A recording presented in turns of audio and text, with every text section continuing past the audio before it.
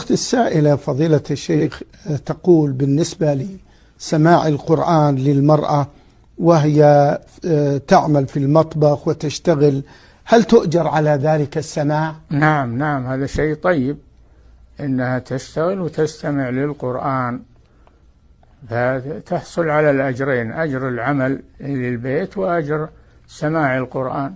نعم.